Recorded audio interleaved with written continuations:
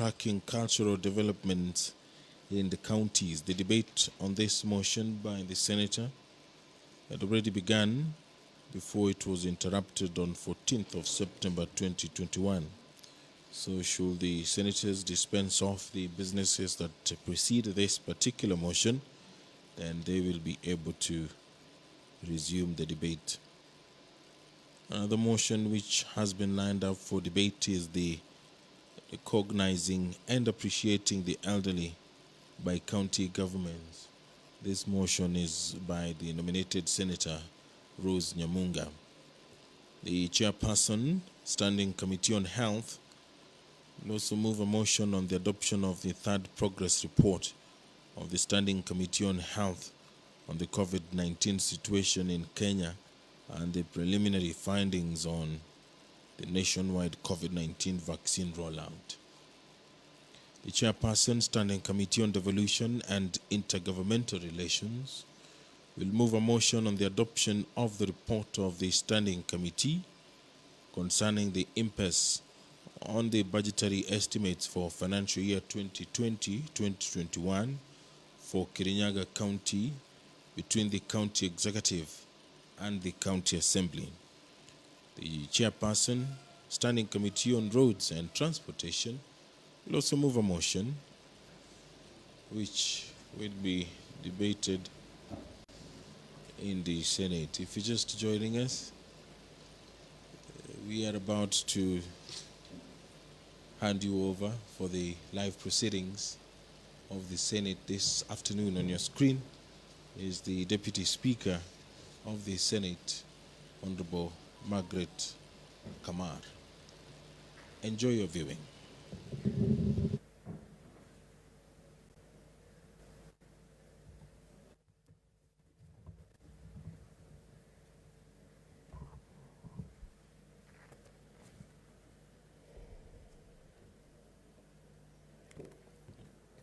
Prayer.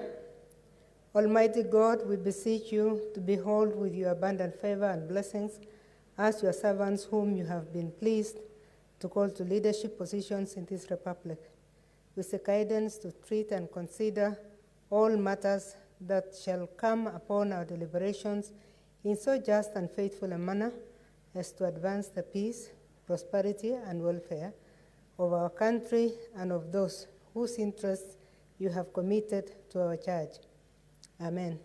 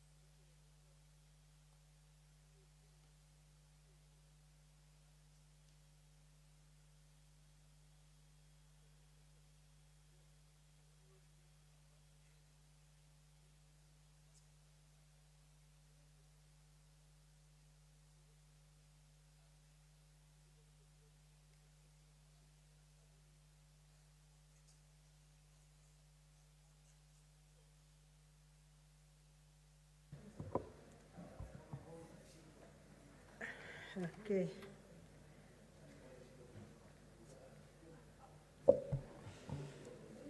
Order number 1, administration of oath. Order number 2, communication from the chair. Order number 3, messages. Order number 4, petitions. Order number 5, papers.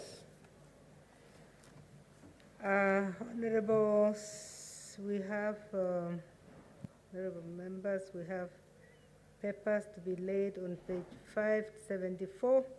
I call on Commissioner Juriot.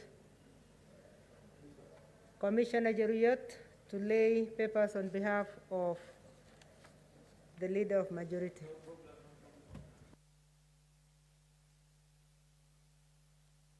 Thank you, Madam Speaker. Madam Speaker, I beg to lay the following papers on the table of the Senate.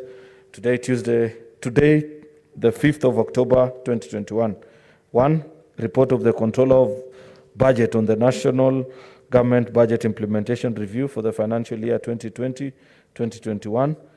2, annual report of the Kenya Law Reform Commission for the financial year 2020-2021. 3, the breast milk substitutes regulation and control, general regulations, legal notice number 184 of 2021. Madam Speaker, I beg to lay. Thank you, Senator Commissioner. Next order.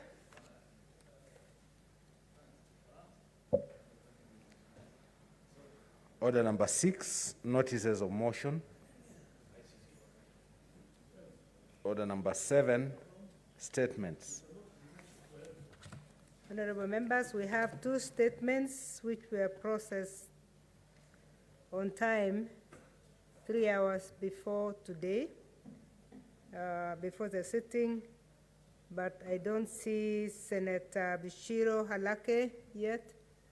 Also, I don't see Senator Samson Cherarke. So I will defer those for the moment and move to the next order.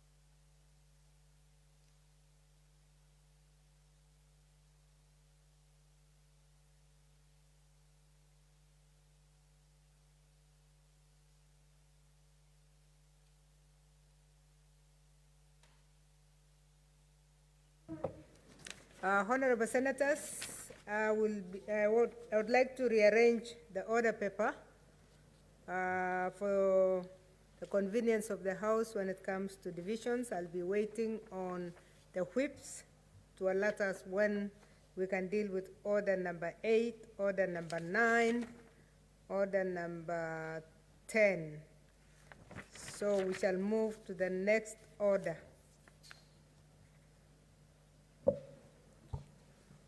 Order number 11, the Law of Succession Amendment Bill, Senate Bills number 15 of 2021, resumption of debate. Honorable Senators, this bill had been moved, seconded, and the debate had started. Dr. Irungu Kangata had started contribution. I don't see him here, so I will allow any other member who would like to speak to that bill on the law of succession. But before that, I see a point of order from Senator Aniri. Yeah, Madam Speaker, under the provisions of our standing order, and that is standing order number 35 and 36, I would like to bring it to your attention, although you've said you're waiting for the whips to advise you on what time we take the vote, but I want to bring it to attention that we have no quorum as it stands. It will be very difficult to transact business with the thin numbers that I can see here. So we would like to hear your ruling on this, Madam Speaker. Clerk, please confirm.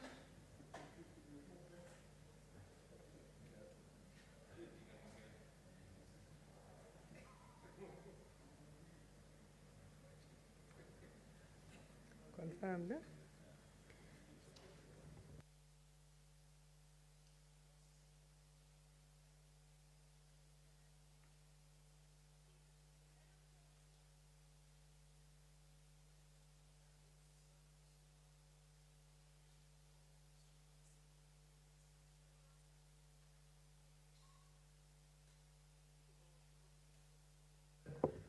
Okay, honorable senators, it's confirmed that we have 10 members. I can see another member coming in. So there is no quorum because our quorum is 15.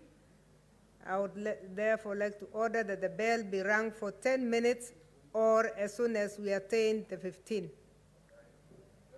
Thank you.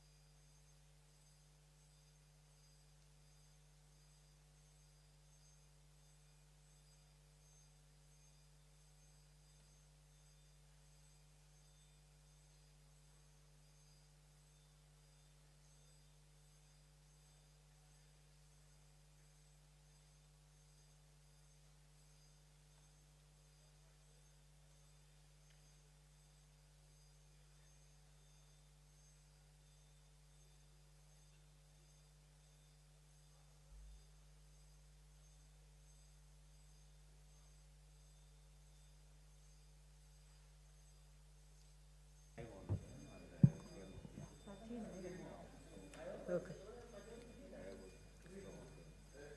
Okay, we have 5 on Zoom, and we have 12 members inside, so the quorum is attained. Thank you very much.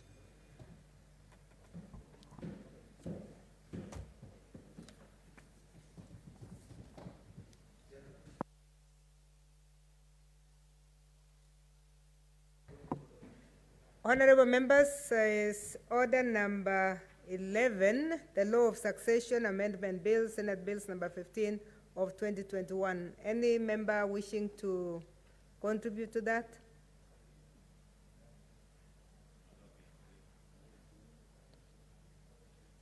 Senator Jeruyot? No, Madam Speaker, I just wanted to bring it to your attention that one of the members you were looking for earlier, who had a statement listed on the order paper, has come in. So probably, Yeah, as you rearrange the order paper.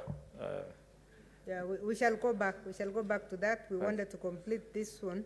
Thank you. If there is still any member interested in debating the law of succession,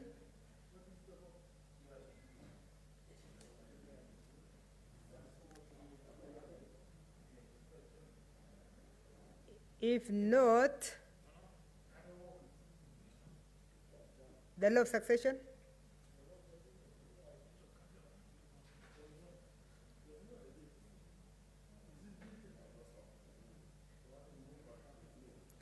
Okay, thank you, members. I think that brings that debate on the law of succession to an end, and we'll request the mover to reply. Again, the mover is not here, so we will wait for the convenience of the House. at a later time. The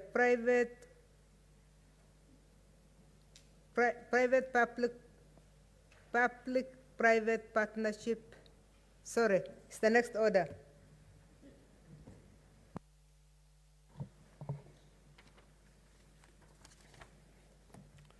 Order number 12, the Public-Private Partnerships Bill, National Assembly Bills number 6 of 2021, second reading. Leader of majority?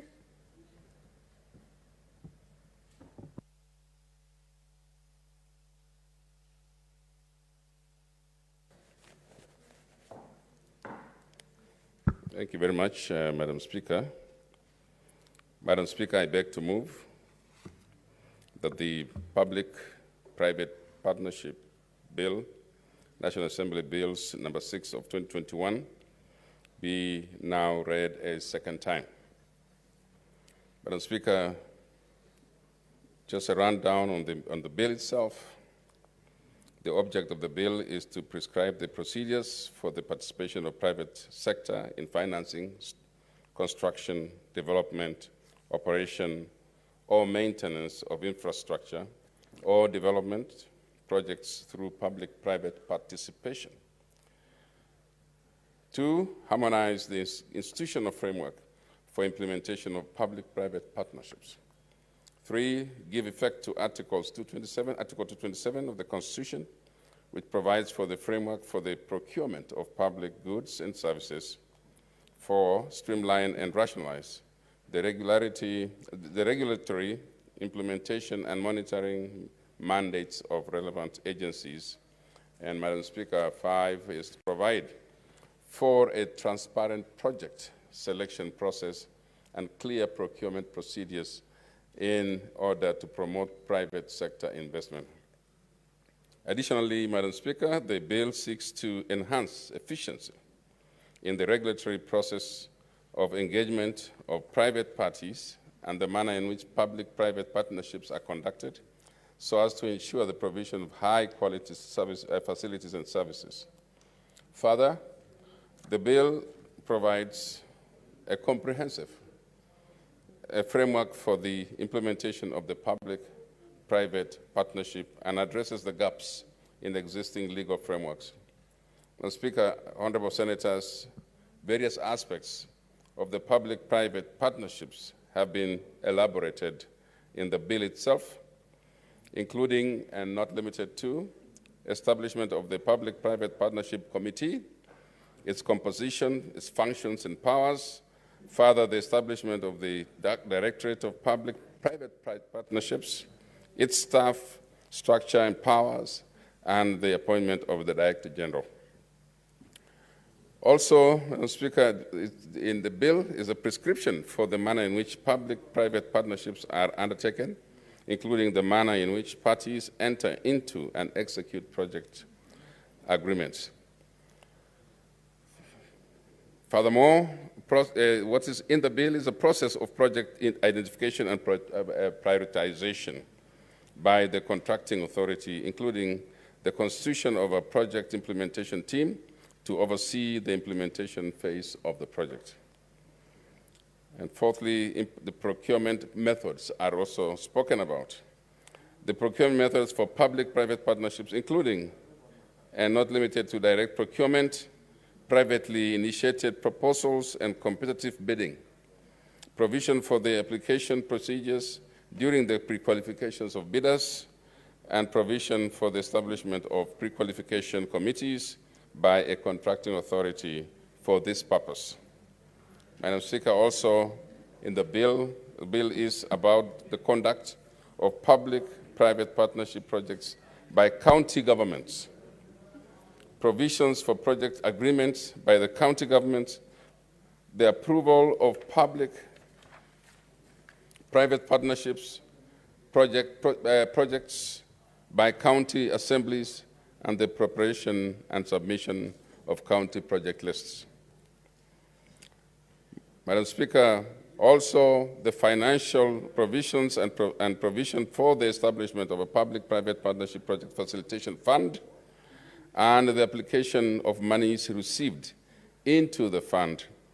And then also, finally, miscellaneous provisions, Madam Speaker, of the Act, including provision on local content, offences and penalties, a provision on the participation of state officers and the public officers in public-private partnership projects, the inspection of public-private partnerships, partnership premises by contracting authorities and the directorate. Madam Speaker, honorable senators, the bill will also be a useful tool in providing a legal framework for tapping the private sector into the development of our nation. Further, Madam Speaker, the bill will ensure for transparency and openness in matters of procurement relating to public-private partnerships.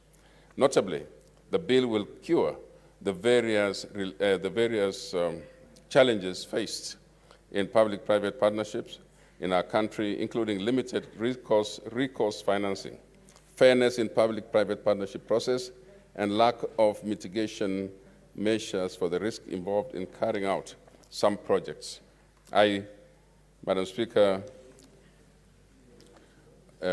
encourage that members look at the bill.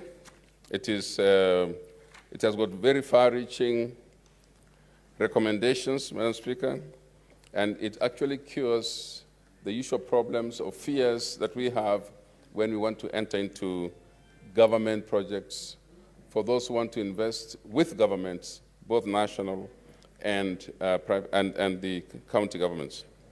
And so, Madam Speaker, let me urge the members, let me ask members to consider very urgently and very deeply the decisions that have to be made to ensure that we've already seen the advantages, Madam Speaker, of PPPs, but now we're putting the law in place. We're putting the cautions and the precautions to make sure that nothing can go wrong, to make sure that the fears are removed. And there are many people who would want to know if it is safe to invest with government, if it is safe to have this kind of joint participation in investment. And now there is protection, there is a legal process, there is provision in the bidding, making it very open, making it very reliable, so that we can all participate in building big partnerships. It also encourages members of this House to look very favorably, Madam Speaker, at the possibility that a citizen, a Kenyan citizen, can actually enter into and bring businesses that are bigger nature to this country through the PPPs. And there's nothing that really prevents them from dreaming or thinking bigger about how to bring big projects and fundings to the country in order to be able to make provisions for public-private partnerships. And so, Madam Speaker, this is a very straightforward bill. In my view, it has created an opportunity for us to see mega projects, like the ones we see now in the country, the roads that we see being built, the dams, the tall roads and things like that. Those are very good. We can take that into any sector now and be able to leave the public and business that is available to our people to think bigger, to reach out more and bring out more funding and more private involvement in these ventures. So with those very few remarks, Madam Speaker, I'd like to encourage a debate on this matter, but also that we might begin to see how to improve the sector and enabling us to create an opportunity for us as members of the public and private. Madam Speaker, already the government has appointed the directorate, and there is already a director general. There is already some staff that are there. There is an office that functions on these matters. And this have had already an opportunity to meet with our finance committee. And they have already slashed out the bill, and they have looked at the bill, and the recommendations from the bill will come from the committee. And I do believe that the committee will then take us deeper into the discussions on this matter. But we, on our side, Madam Speaker, on this side, as a person moving this bill, and I want to recommend to this Senate the bill and ask, and I don't know if I'm going to be ambushing my colleague. Are you to second? This is a very straightforward matter. It's a matter of saying yes to the PPP, which we are already practicing, but now under strict, structured manner. And Madam Speaker, for the purpose, and I repeat this, that for the country to gain from public-private partnership, as well as to promote openness and transparency in public-private partnerships. This is the chance. This is our law. This has already been passed through the other house and is here for us, which is, I think, in the heart of good governance, Madam Speaker. And so with these few remarks, let me move and ask Senator Orengo to second this bill. Thank you very much. Thank you. Senator Orengo.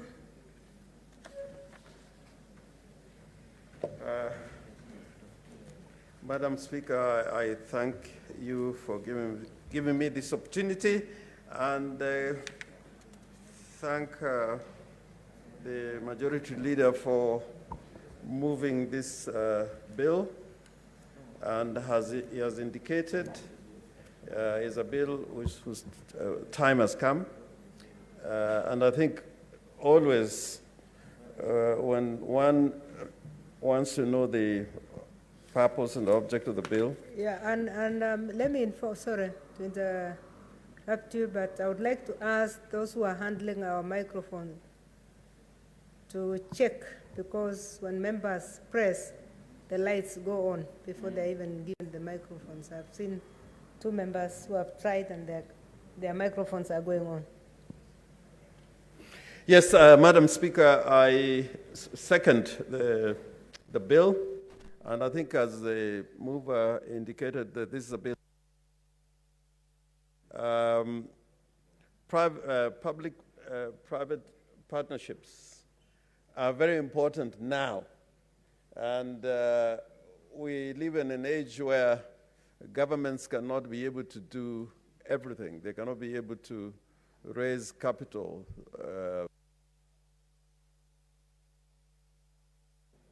And the participation of the private sector and other entities is very crucial as we trying to build economies that can compete with the growing economies in the world. Particularly now in the field of infrastructure, to catch up with countries that moved ahead and took advantages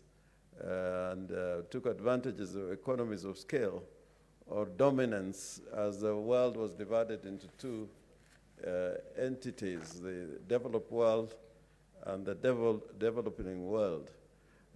We cannot be able all the time as governments to construct or develop needed infrastructure.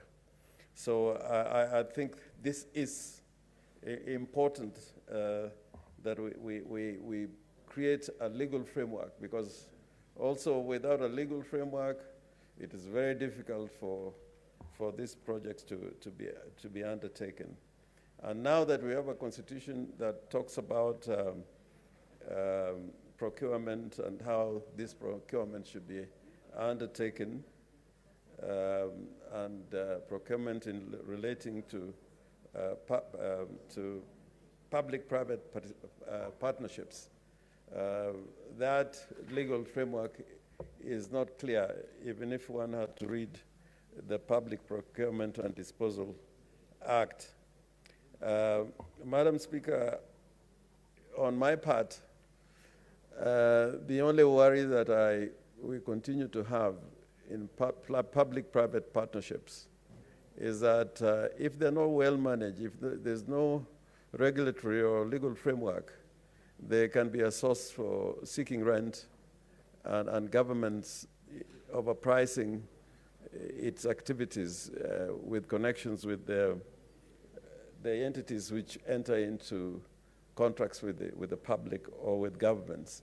And therefore, in this regard, this framework is going to enable even Parliament to play its role, because judging entities or performance of governments without a legal framework is never so easy. You know, for the moment, there are so many huge projects that are taking place, infrastructure projects, but they can never be enough.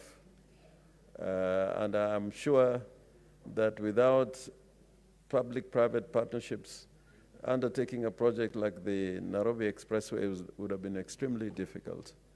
We are aware that there's also an attempt to build an express way or a huge transport corridor between Nakuru and Nairobi, and probably eventually to Kisumu, Kericho, and the border in Malaba. The highway to Mombasa is in serious need of development and expansion. And with a limited budget, all these projects are going to be difficult to be undertaken. There is also the need to have a connection between the international airport, Nairobi, Jomo Kenyatta International Airport, with the city.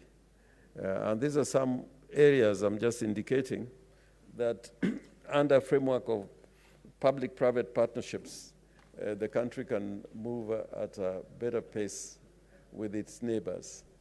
And it is important, Madam Speaker, for Nairobi, or rather Kenya, to take advantage of its location. And what we have at the moment is Nairobi is easily the hub in the region, but it can be overtaken by Dar es Salaam, by Addis Ababa. Addis Ababa is a competitor. Joburg is a competitor. But all things said and done, Nairobi and Kenya has got a greater potential to be the hub. And it cannot be if the question of the of infrastructure is not addressed and developed to international standards. And therefore, Madam Speaker, on my part, I commend this bill, and that the fact that it has gone through the National Assembly, it has gone through relevant committees. Its time is due, and I second, Madam Speaker. With those remarks, I do second.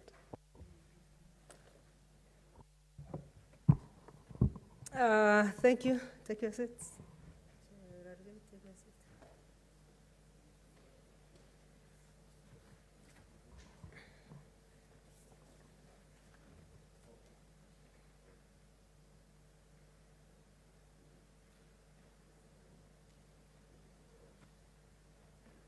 Honorable Senators, I now propose the question that the Public-Private Partnerships Bill, National Assembly Bills number 6 of 2021 be read a second time. Senator Wambua Enokio.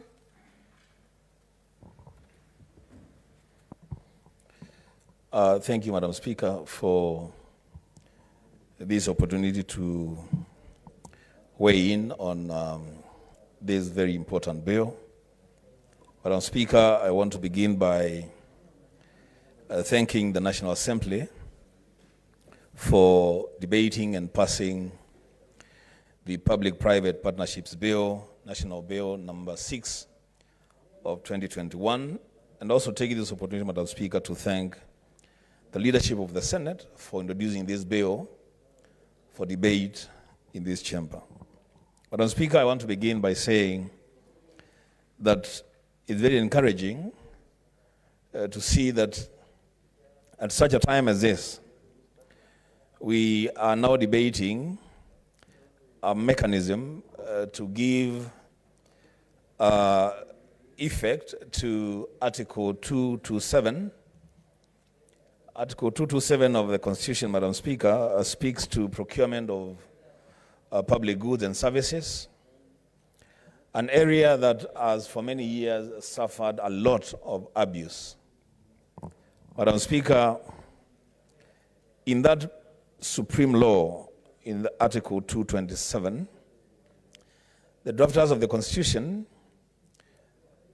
are envisaging a situation where in the procurement of public goods and services, the procuring entities will go for a system that ensures fairness, equity, competitiveness, and a cost-effective system. Madam Speaker, truth be told, that a lot of these procurement entities in this country have not lived to the expectations and the provisions of that Article 227.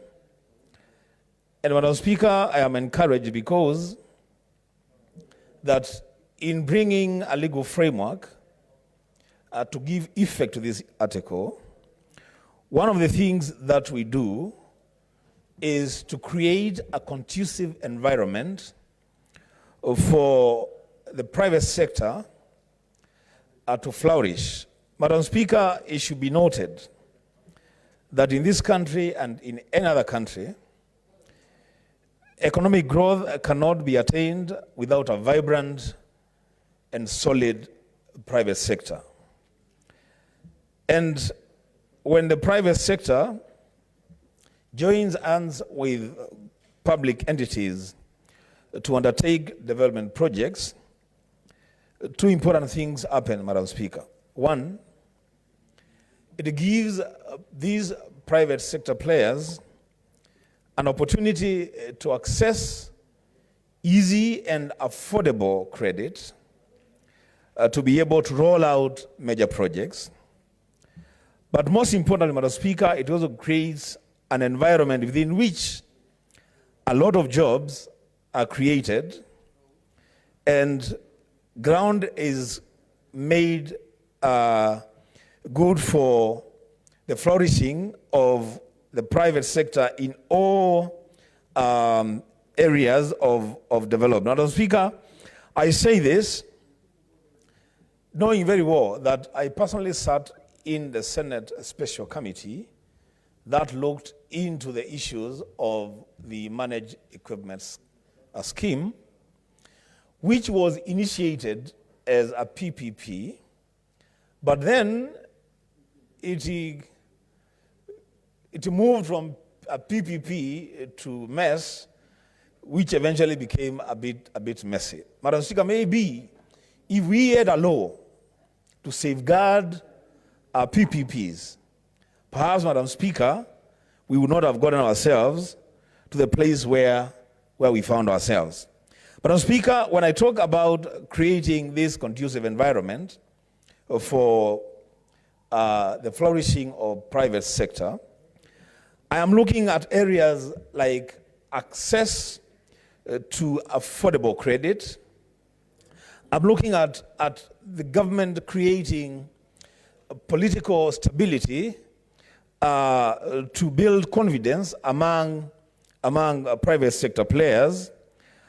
I'm talking about access to reliable source or sources of energy to power industry. And we know that we have a challenge there, right there, in terms of the reliable source and affordable source of energy to power industry. But Madam Speaker, all in all, I am in support of this bill, and it is my hope that the Senate will pass it, and once it is passed, then initiatives that are started as PPP will end up as PPP and not end up as other initiatives that change course midway to serve other interests that are not a public interest. Madam Speaker, with those remarks, I support. Thank you. Senator Ali Abdullah Ibrahim. Thank you, Madam Speaker.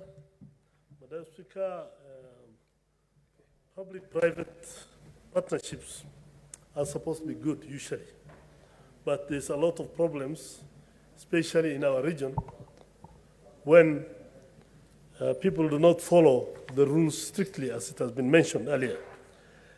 In this area of ours, we depend mainly on agriculture, and so our dependence mainly, the income of the least developed countries usually have higher levels of poverty.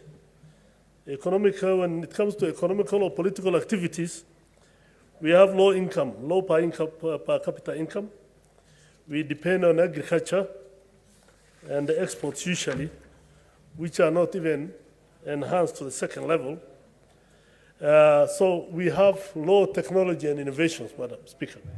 So when it comes to that, we don't do very well in these aspects. And if we don't do this very well, we depend mainly on aids. People bring you money, and they take 3/4 of it back. You see, somebody says we are bringing aid to this country. The most thing what they do is that they use it for other issues, buying big vehicles, paying people who are not even qualified, and most of the money goes back. So we mostly depend on aid instead of thinking of technology and innovation. If we think of the technology and innovations, then our country obviously will improve. When you talk of public-private partnership, Madam Speaker, then in that case, while the tendency is to advocate for more aid, but a more sustainable will be in science, technology, and innovation, which is capable of providing us with more employment and more funds for our people in all sectors, Madam Speaker. The STI, that is science, technology, and innovation policies, are usually not done the right way most of the time. And that's why most of the time we fail in performing our public-private partnerships. When you hear in the grapevine what goes on, even in those, the so-called private partnerships in Kenya, you will be surprised, Madam Speaker. That's why people talk of money changing hands, especially that's why China has taken over Africa. They tend to do that, but they give a lot of money to the technocrats and the leaderships of those areas. So in the end result, we lose a lot and we don't gain much, Madam Speaker. So my take is that while I have no problem with the bill,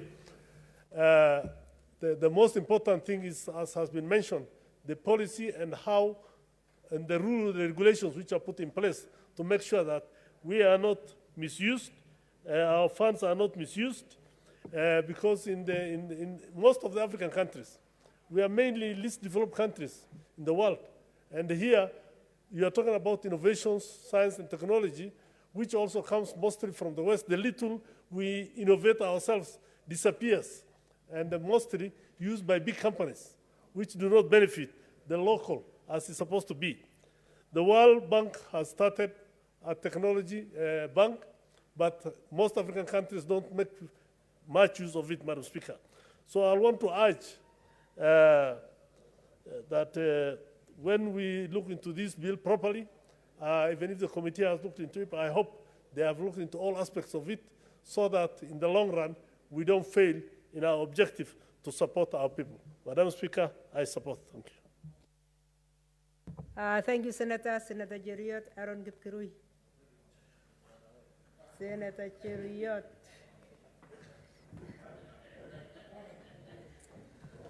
Let me use the front, Madam.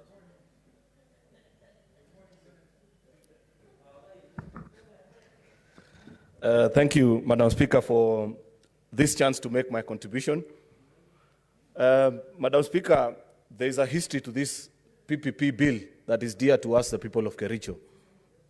If you read the impeachment report of Governor Paul Chepkwony when he was brought before the Senate, you will realize that part of the recommendations is that the team that looked into his impeachment recommended that as a Senate, we needed to do a PPP law, specifically for counties, that will guide counties if and when they desire to enter into these forms of contract.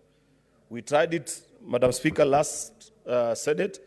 I think we passed it as a House, if I'm not wrong, but then it died in the usual frame as many of the previous bills have when they were forwarded to the lower house, Madam Speaker. And therefore, for us to be here today, this is great progress. It doesn't matter the route and the means. That which matters most is that we eventually achieve that which we wanted to achieve. It may not have come to the format that we expected, because our design was a complete unit divorced from the tentacles of the National Treasury and the national government. But this is good for a start, Madam Speaker. The establishment of this directorate, the establishment of this directorate, as opposed to a unit, is fairly different, Madam Speaker, as opposed to what we previously had proposed, actually, from Treasury, whereby from 2013 up to this particular moment, many of the counties that have tried to perhaps undertake a particular project and sought the approval of Treasury, they have largely been unsuccessful. And this is really unfortunate. That ought not to be the case. That is not the spirit of devolution and our Constitution, Madam Speaker. Both levels of government should be able to support each other where there is need, and where there is good basis, one has expertise over the other, you help out. Since it was felt on many occasions, Madam Speaker, that since the national government had the requisite experience and the technical know-how of how to procure some of these projects, that they will actually facilitate many of our county governments to enter into some of these partnerships that will help counties meet their key objectives. Unfortunately, that has not been the case. And therefore, for us as a House, this is a perfect opportunity that we will grant to our counties specifically. Our main interest as a House, much as we are focused on the overall well-being of us as a republic, counties, it should be our primary interest to have counties thrive and have the enabling legal framework such as this that is being proposed to undertake and meet many of its key objectives, Madam Speaker. I love this proposal because one of the key highlights of this particular bill, Madam Speaker, is that it reduces actually on the bottlenecks. Previously, if you read the PPP Act of 2013, you'll realize that there were up to 12 entities that will clear any particular project, and knowing the rigorous and some of the difficulties with which many of our government entities operate, it is fair to say that it would have been impossible. But we have housed all those entities, whatever approvals you may have needed, under one single directorate headed by a Director General, Madam Speaker. And that Director General has his team, of course, of technical people who will help to speeden up some of these projects.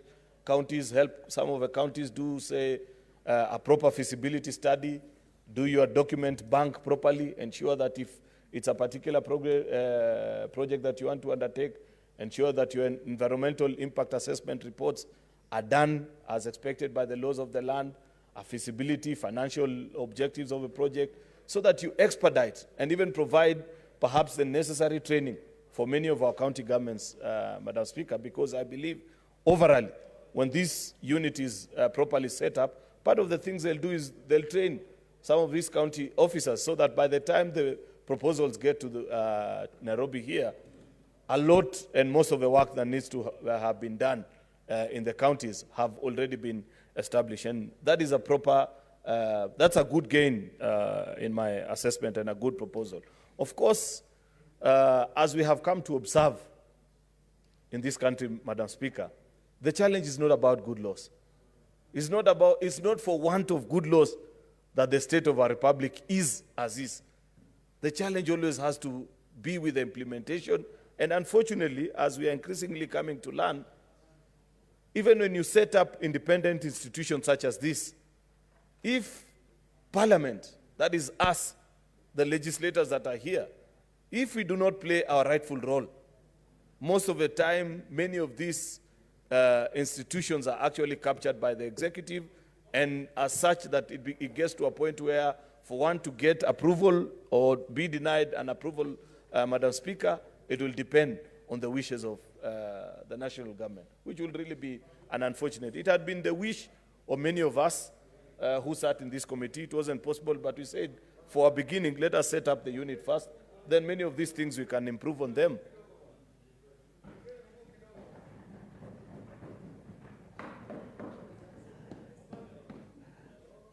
I will, Madam Speaker, I will forgive Senator James Orengo, leader of minority, because he's a son of Kericho. So he gets the chance to, to interrupt his senator, like all voters are supposed to.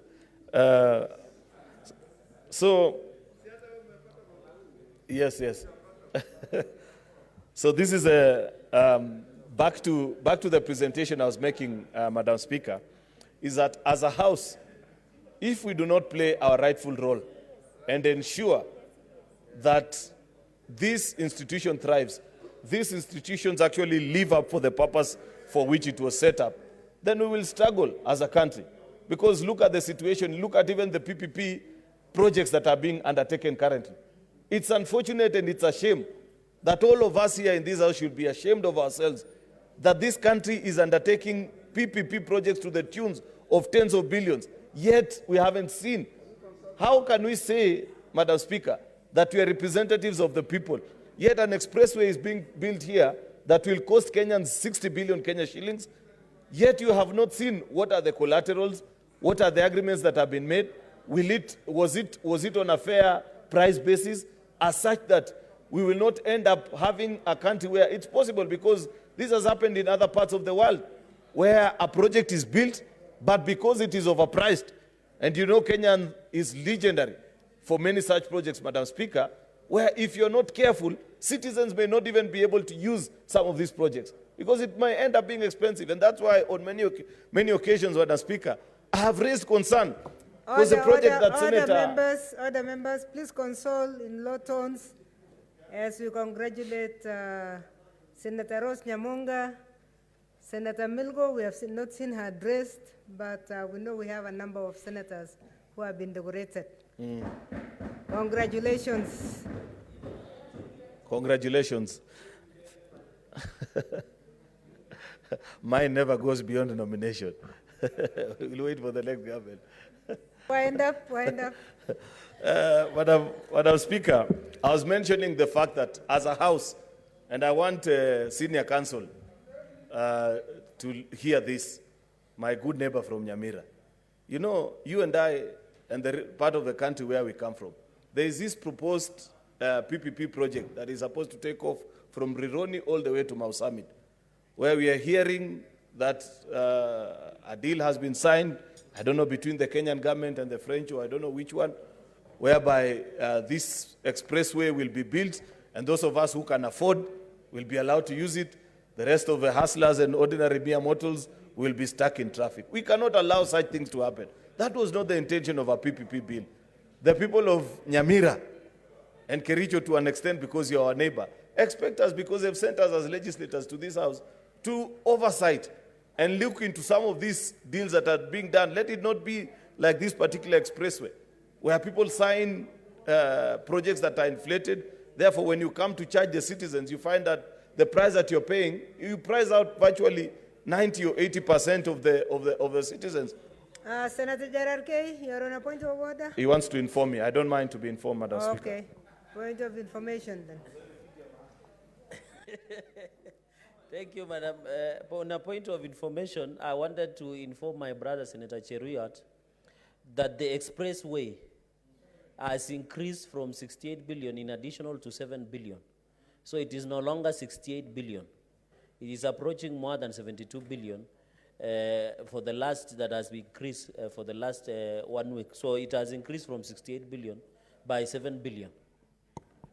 Thank you, that's good information. That's good information. You know, part of this money that we are hearing that is being stashed in Panama. It's because of such projects where they are being undertaken in very dubious manner. You don't understand who, you know, 1P stands for public. That is you and I and the people that we represent.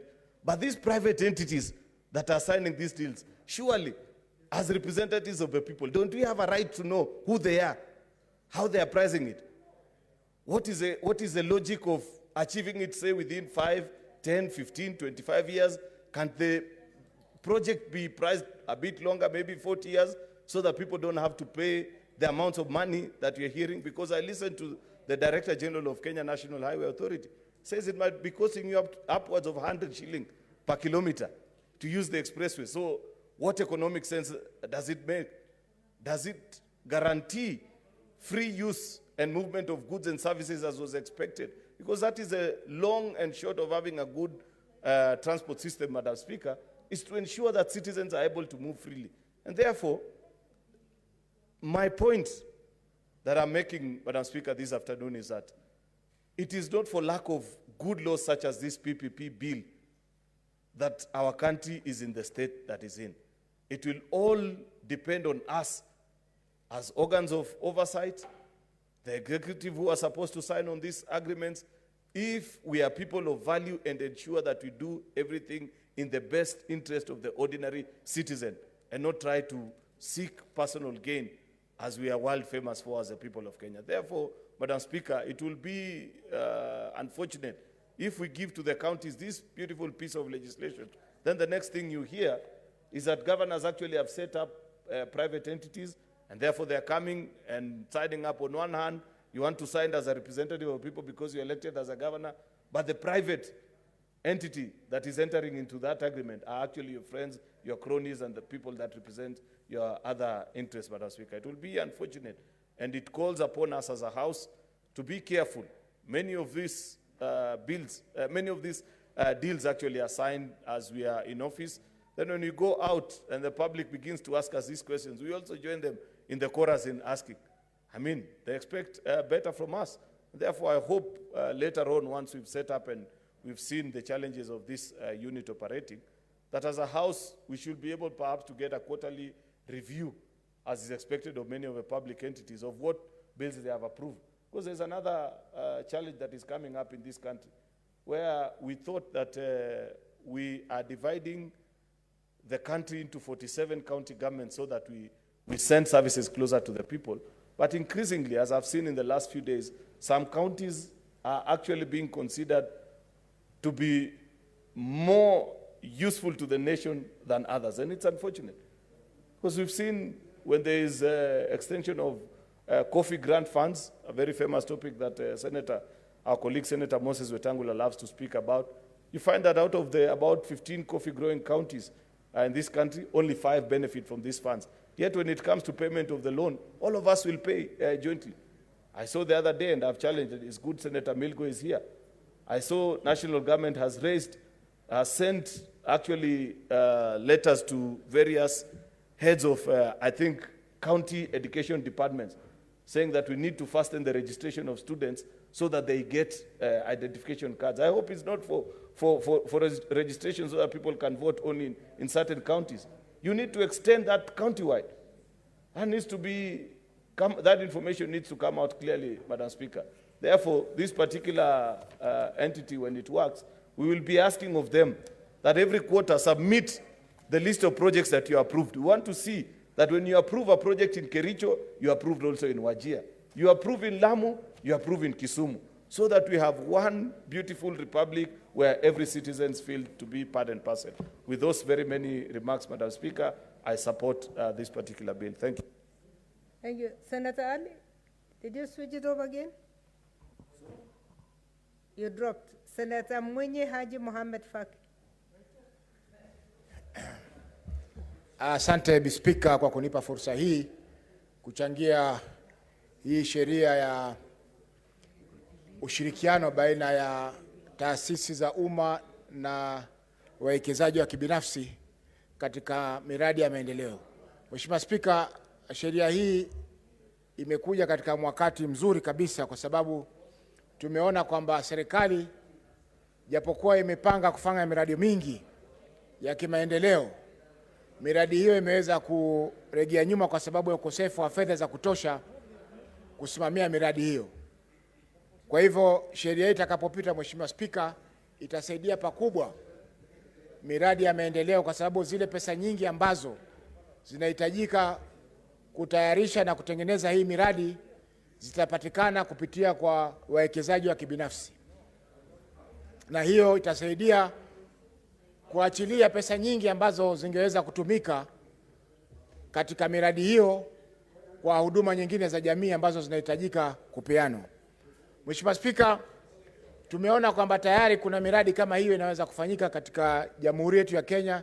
Tukiangalia Nairobi Express Highway, ni mradi ambao ni wa mwekezaji wa kibinafsi ikishirikiana na serikali.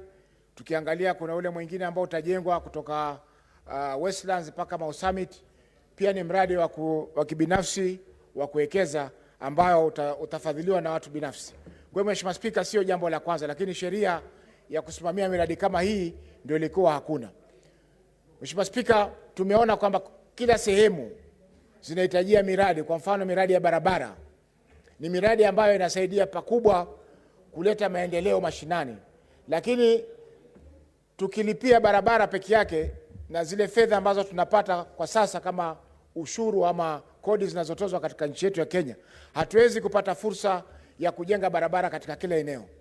Kwa hivyo kupitishwa kwa sheria hii kutasaidia pakubwa kuendeleza maendeleo katika sehemu nyingi za nchi yetu, ambapo maendeleo yale tutakuwa sisi wenyewe binafsi kama raia tunayalipia. Mheshimiwa Spika, nimeona pia kwamba sheria inatoa mwangaza au inatoa nafasi kwa serikali za kaunti kuweza pia kufanya miradi ya uwekezaji baina ya wananchi na serikali hizo. Mheshimiwa Spika, hii pia itasaidia pakubwa kuleta maendeleo mashinani. Tumeona kwamba kaunti nyingi zina miradi mizuri sana ya maendeleo, lakini ruzuku zinazotoka kwa serikali kuu na kodi wanazookota katika maeneo yao hazitoshi kuweza kufadhili ama kusimamia miradi ambayo wanataka kufanya. Kwa mfano, Mheshimiwa Spika, kuna miradi ya nyumba ambayo kupitia kwa affordable housing, yani nyumba za kiasi za wananchi. Hii miradi kama hii, Mheshimiwa Spika, inaweza kufanyika katika kila kaunti, lakini tukiangalia pesa zinazohitajika na zile pesa ambazo zile pesa ambazo zinatoka katika serikali kuu na kupelekwa katika serikali za kaunti kusimamia miradi ya kawaida hazitoshi kuweza kuhakikisha kwamba miradi hii inafanyika. Kwa mfano, Mheshimiwa Spika, kule kwetu Mombasa kuna estate karibu 5, Likoni, Changamwe, Hadija Estate, Mzizima, zote zimetolewa kwa mwekezaji wa kibinafsi katika hali ya utata. Wakati kama kungekuwa kuna uwazi na sheria uwazi kama hii, tungeweza kujua ni nani ameweza kufaidika na miradi kama hiyo, na vile vile pia ripoti ingeweza kwenda kwa bunge la kaunti ya Mombasa ili kuhakikisha kwamba kumekuwa na uwazi katika kutoa zabuni za miradi hiyo. Kwa hiyo Mheshimiwa Spika, naiunga mkono sheria hii kwa sababu itasaidia pakubwa kuweza kuleta maendeleo na vile vile pia kuweka mwongozo, yani vipi tunaweza kufanya miradi ya kuwekezaji binafsi na serikali. Mheshimiwa Spika, nimeona hapa kwamba katika kifungu cha 65 inasema kwamba subject to section 363(5), each county government intending to undertake public-private partnership project shall obtain the approval of the respective county assembly before undertaking the project. Lakini tukiangalia kifungu cha 63 hakina 63(3) ambacho kimezungumziwa hapa katika kifungu cha 65. Kwa Mheshimiwa Spika, hiyo nafikiri wahusika wataweza kurekebisha na kuhakikisha kwamba inakuwa inaoana na kifungu cha 65(1). Mheshimiwa Spika, tumeona pia kutakuwa na bodi ya kuweza kuangalia miradi hiyo ya kibinafsi na serikali, ambao ni jambo zuri kwa sababu kwa sasa hakuna mwongozo wowote ambao uko unaosimamia miradi kama hiyo.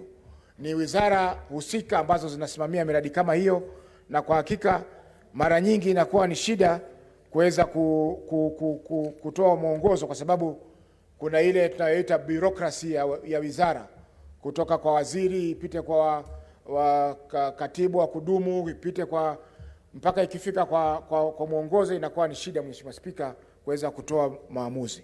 Kwa hiyo Mheshimiwa Spika, sheria hii ni nzuri na tutaunga mkono iweze kupitishwa ili tuone kwamba tunapata miradi mingi ya maendeleo katika nchi yetu. Jambo ambalo ningependa tu kugusia mwisho ni kuwa lazima pia tuwe macho kama bunge la Senate na bunge la kitaifa, kwamba hii miradi ambayo itakuwa inafanywa kuwe kuna uchunguzi wa mara kwa mara, yani kwa Kiingereza oversight, ili tuone kwamba wananchi hawapunjwi katika kuendesha miradi kama hii. Miradi itakayofanyika hiyo ni miradi ambayo ni ya kudumu, ambayo fedha ambazo zimetumika pale tunaweza kujua kwamba kusema kwamba ni kweli fedha zimeweza kutumika katika mradi huu, na huyu ambaye amewekeza katika mradi huu anapaswa kulipwa zile pesa ambazo tunatarajia kuokota kwa wananchi. Mheshimiwa Spika, tumeona miradi mingi ambayo inafanyika inakuwa ni imefanywa katika hali ambayo si nzuri, na ina maana kwamba barabara kama ina umri wa miaka 30, barabara ile baada ya miaka mitatu unaona imeanza kufura manundu upande huu, kule kuna mashimo, kule na bomoka. Hiyo yote inaonyesha kwamba katika kutekeleza mradi hakukuwa na umakinifu, na vile vile hakukuwa na uangalizi wa kutosha kuhakikisha kwamba vifaa vinavyotumika pale vinastahili, na mwanakandarasi anayofanya kazi hiyo amefanya kwa ustadi wa hali ya juu, ili wananchi wasione kwamba pesa zao zimepotea katika mradi huo. Mheshimiwa Spika, naunga mkono. Asante. Thank you, Senator. Senator Langat, Christopher Andrew. Thank you, Madam Speaker, for also giving me this chance to support this very important bill. And I want to say that the moment it goes through, it will bring a landmark for the development of our country. First, I want to say that it will promote the development of very large projects like roads. When we engage into private partnership, public and private partnership, it will boost the government whenever the funding is not sufficient for the construction of large-scale projects in our country. But to Madam Speaker, I want to say this particular bill has already prescribed a procedure for engagement, which is very important. Such a procedure will lead to proper creation of regulations that will guide this particular private partnership engagement to continue in a very harmonized way. So this is a very important bill. In most of the countries, I've read about the engagement in Western world and even in US, and it has really assisted the government to access even funding, what is called private capital from these private organizations that have got a lot of money. Remember, in our country, Madam Speaker, we have got very rich people who are willing even to assist, but there is no clear regulation, no clear law that will actually provide an effective engagement to allow these particular private partners to participate fully in the development of our country. Remember, even right now, we went to Botswana. I think we were in Botswana with a team from Education Committee, and we witnessed in Botswana so many Kenyans currently are doing farming, and they are being encouraged by the government and even being supported by the government to do a lot of business, especially in agricultural sector.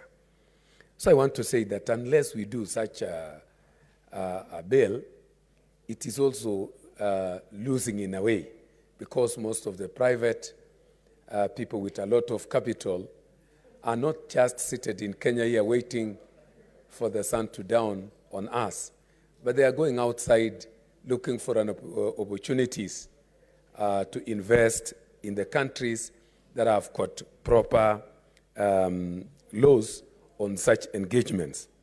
So I want to support also what Senator Wambua was saying, that this particular private engagement,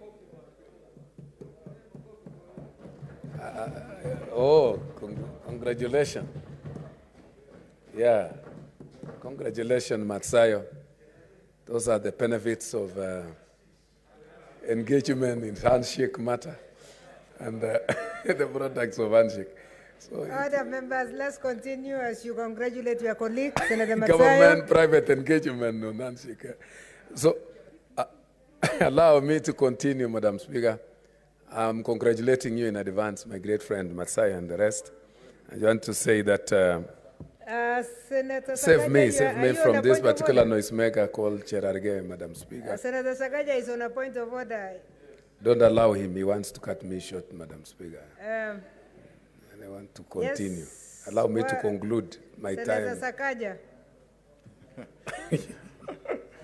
Madam Speaker, surely. No, is it in order for the Senator for Bomet on the record of this House, while Senator Matsayo walked in, for him to say those are products of the handshake?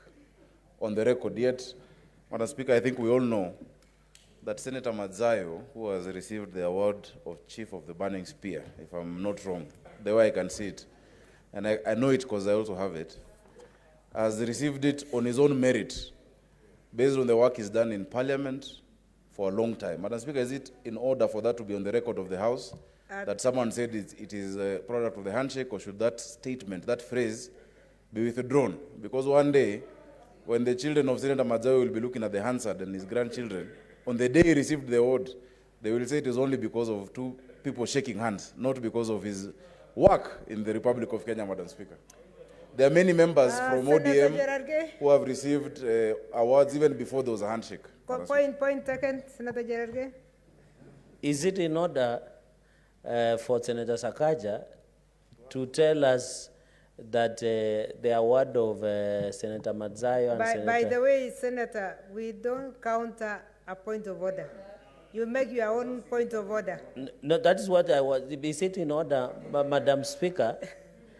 Is it in order, Madam Speaker, for us to even discuss, yet we know that the award, there is a process that is being taken for those awards. So those comments that were taken is a statement of fact, Madam Speaker, that Senator Langat did state.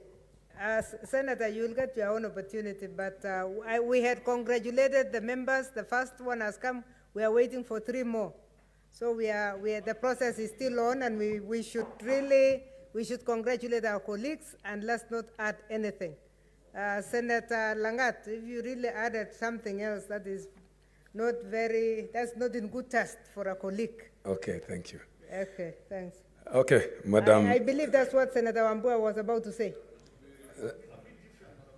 Senator Wambua is on a point of order. Thank you, Madam Speaker. Actually, I thought Senator Cherargei would stand in defense of his own name, because I heard Senator Lagat asking the Speaker to protect him from this noisemaker, Cherargei.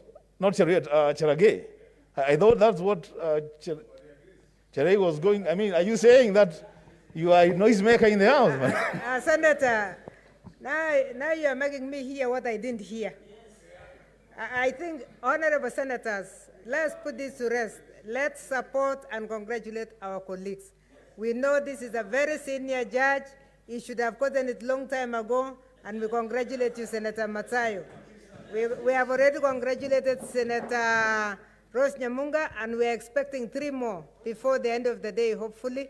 I hope we are not going back to that. I have ruled that we don't want to go back to that. This is about appreciating colleagues, not telling us where it came from. Asante, Speaker. Kwangu mimi ni kwa sababu Senator Langat ulimwambia ya kwamba hayo maneno si mazuri, aweze kuyaondoa ndio aweze kuondolewa katika rekodi zetu. Lakini yeye alikwambia asante na akaendelea kuongea. Ni vizuri umwambie. Okay, asante sana. Swahili njema. Senator Lagat, I hope you understood the Kiswahili. Yes, I understood. Yeah, these are colleagues, and we normally don't want to thank you so much, Madam. motive on a colleague. I had actually said that our colleagues really deserve, they are hardworking, but apart from hardworking, there are processes that oil or that makes things to happen. So, okay, I don't but I want to say, Madam, yeah. that Please one was just by the way, yeah. and I want to withdraw that one and say congratulations, Yes, good work. thank you. Allow me also to finish what I was saying, Madam Speaker. At least I want to say that there is also a point to note here that private partnership engagement also will enable the partners to benefit from research. More often than not, Madam Speaker, you find a lot of very important research findings in the public sector, but because of maybe challenges to implement such research findings is because of lack of funding. But when we engage a private sector, such particular research findings can easily get a way of being implemented to support development, more so in the area of technology. Remember very well, Madam Speaker, you and I were together in Moi University, and you can remember most of the research that the university had conducted, but they could not find the light of the day to be implemented because of funding. You know, our country normally gets very little funding that goes to research sector. But if we engage into private-public partnership, researches that are conducted in public or in private can easily be implemented to support development. I want to say that also when we get into private-public partnership, we are likely to get quality work when it comes to roads, quality work when it comes to even products and services. So this engagement is so important to both the private and to the public. I want to say also that it will enhance access to technology and effective benefit from skills from different people that are working in private and in public sector. I really support this particular bill, and it's my prayer that all of us may support it so that it will actually assist development in our country. Thank you, Madam Speaker, and I once again congratulate our partners for their awards. Thank you so much. Thank you very much. Thank you, Senator. Honorable Senators, I had promised that before 4 o'clock, when the statement hour is over, I will allow 2 senators to read their statements. The first one is Senator Abshiro Alake. She has a statement, pass 1 to Standing Order 48-1.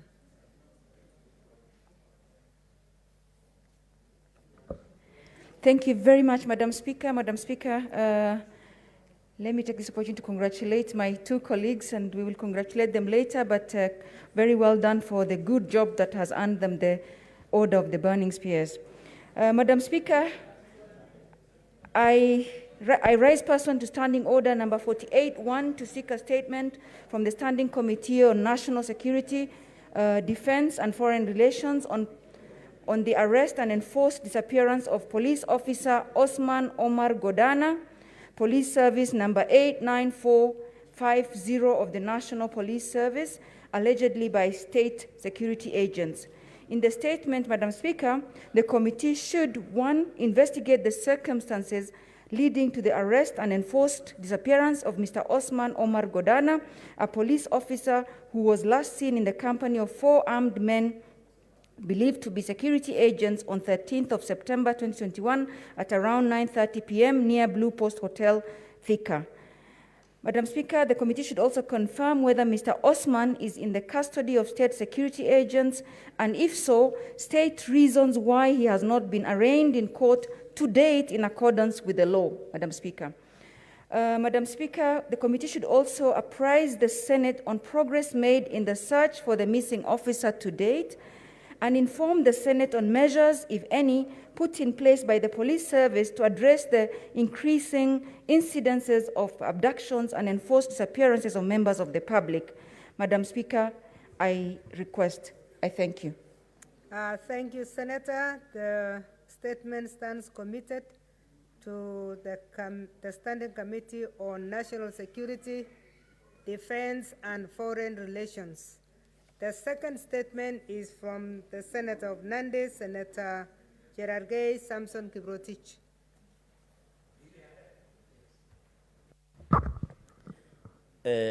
Madam Speaker, thank you for this opportunity. And I want to congratulate our two colleagues and wish them well. They deserve it, and all the best, especially my senior counsel, retired Judge Stewart Matzayo, our Deputy Minority Leader.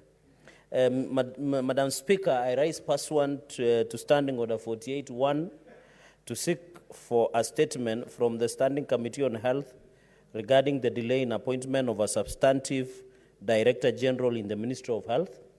In the statement, the committee should, 1, state whether the Ministry of Health has established an organizational structure comprising the technical directorates in accordance with Section 15B and 18 of the Health Act 2017, and whether these technical directorates are headed by directors in a substantive or in acting capacity. Number 2, state whether the Ministry of Health has established the Office of the Director General in accordance with Section 16 and 17 of the Health Act 2017, and whether the position is substantively filled and functional. Number 3, provide the details of the officers who have served in acting capacity as Director General, including Patrick Amott, since the enactment of the said Act, including details of the appointment dates, appointing authority, and terms and duration of service. Number 4, Madam Speaker, state whether the appointment or appointments of the acting Director Generals of the Ministry of Health has been conducted in accordance with the Public Service Policy Rules and guidelines on the appointment of public officers in acting capacity. Madam Speaker, the 5th elaborates on the measures that the Ministry has taken to ensure the sustainability of its systems, structures, and processes in the absence of a substantive Director General of Health and or technical directors under the Ministry of Health. And finally, Madam Speaker, explain how representatives of the Director General of Health in relevant statutory boards and councils across the ministries and boards and councils have been nominated, appointed in the absence of a substantive Director General in the Ministry of Health. I thank you, Madam Speaker.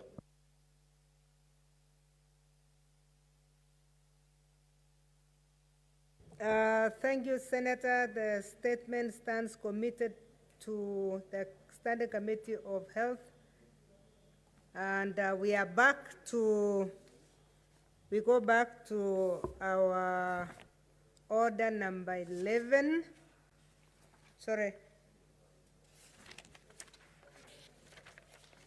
Order number 12, Senator Mary Yane.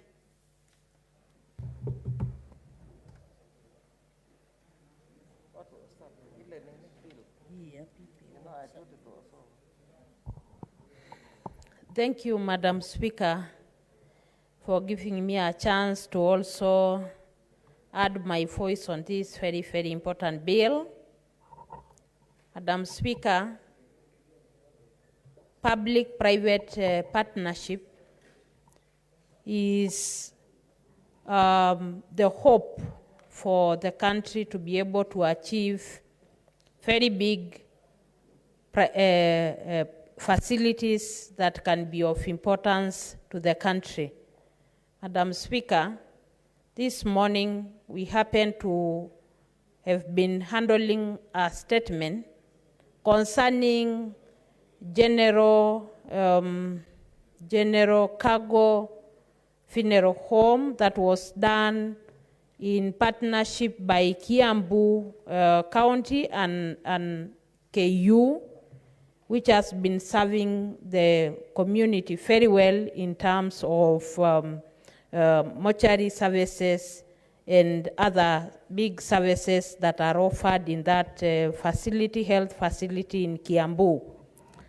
And many a times when counties want to develop big projects like health facilities, roads, infrastructure, stadiums, without a big budget, we may not be able to perform or do mega projects.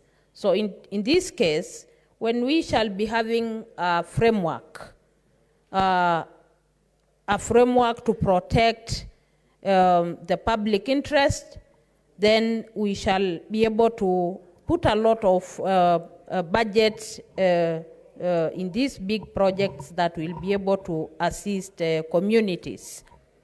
Madam Speaker, looking at the very small budgets that goes to our county governments in terms of the functions that they are also supposed to perform according to the 4th schedule of the Constitution, many counties are unable to do big infrastructural projects that will enhance development in the counties. But when we have a framework that will bring on board private partners to be able to put investments together with the governments, county governments, then that will enable county government to be able to do a lot of infrastructural projects. Madam Speaker, I remember one time when we were doing our sporting activities in Uganda, we realized that there are so many stadiums in Uganda, so many high schools have very nice fields. And we realized that possibly government with higher learning institutions like secondary schools have partnered together to run stadiums and sporting fields in Uganda. Many of our counties at the moment, we don't have stadiums. We do not have many other sporting fields where our young people can be able to practice different sporting activities, and many other big health infrastructures like research schools, medical institutions, which possibly when we have this private partnership, we may be able to do many of them. Madam Speaker, I think having this committee, having this directorate which has been created in this bill, I think our